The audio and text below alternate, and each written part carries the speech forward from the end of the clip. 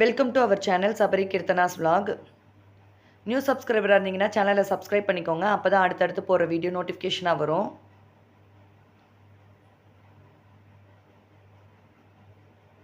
இன்றைக்கி சூரிய வெளிச்சம் நல்லா இருந்தது, பிரைட்டாக மார்னிங்கேவும். ஒரு வாரம் இருக்கும் சூரிய வெளிச்சம் வந்தேவும்.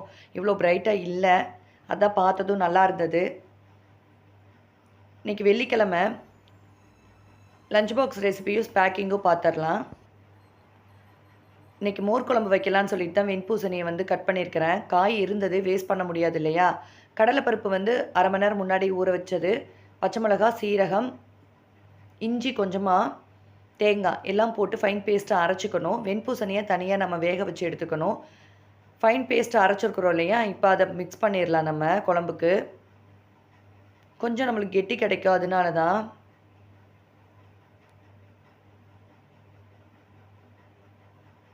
ஒரு கப்பு தயிர் இருக்கும் இல்லைங்களா, அதை நல்லா தண்ணியாக கரைச்சிக்கோங்க. உங்களுக்கு எந்த அளவு வேணுமோ. பேஸ்ட் நீங்கள் திக்காக அரைச்சிருந்தீங்கன்னா அதுக்கேற்ற மாதிரி பார்த்துக்கோங்க. இல்லைன்னா கொஞ்சம் கெட்டியாக ஊற்றி நீங்கள் நல்லா மிக்ஸ் பண்ணிக்கோங்க.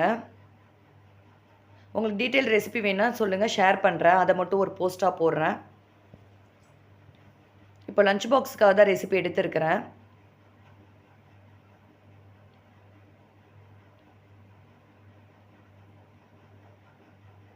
இப்போ குழம்பு ரெடி ஆயிடுச்சு. ஸோ காய் பார்த்திங்கன்னா இன்றைக்கி கொஞ்சமாக வெண்டைக்காவும் பீட்ரூட்டு ரெண்டுமே பண்ணியிருந்தேன். கொஞ்சம் வெண்டைக்காய் பையனுக்கு சைடில் எடுத்து வச்சிட்டேன், காரம் இல்லாமல். இந்த வெண்டைக்காவை 2 விதமாக நான் டேஸ்ட் பண்ணுவேன்.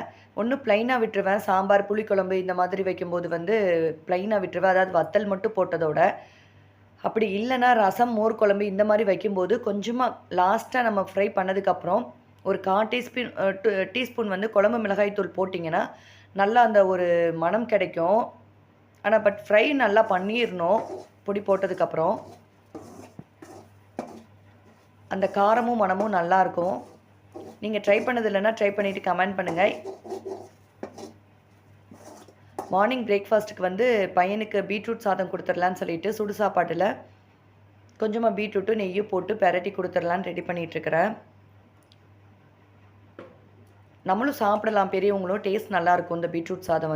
இன்றைக்கி சாதம்னால அவர் சாப்பிட மாட்டேங்கிட்டாரு, நான் தான் ஊட்டி விட்டேன். லஞ்ச் பாக்ஸ் பார்த்துடலாம். ஹஸ்பண்டோட லஞ்ச் பாக்ஸ் லெமன் ஜூஸ் வச்சுருக்கேன். இன்றைக்கி மோர் குழம்பு இல்லையா, அதனால் மோர் கொடுத்து விடலை,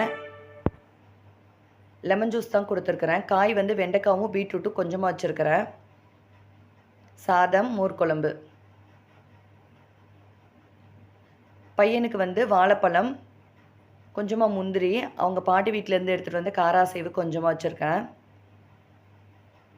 லஞ்சுக்கு தயிரும் வெண்டைக்காய் பொரியலும் வச்சுருக்கிறேன்.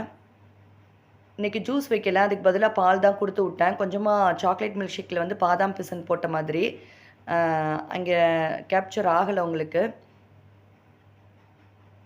ஸோ இப்போ லஞ்ச் பாக்ஸில் வைக்கும்போது நீங்கள் பார்க்கலாம். ஜூஸ் கொடுக்கல, நான் சாக்லேட் மில்க் ஷேக் மாதிரி கொடுத்துட்டு அவனுக்கு அங்கே குடிச்சுப்போம். உங்களுக்கு சேனல் பிடிச்சிருந்தா லைக் பண்ணுங்கள், கமெண்ட் பண்ணுங்கள், ஷேர் பண்ணுங்கள், சப்ஸ்கிரைப் பண்ணுங்கள். தேங்க்யூ.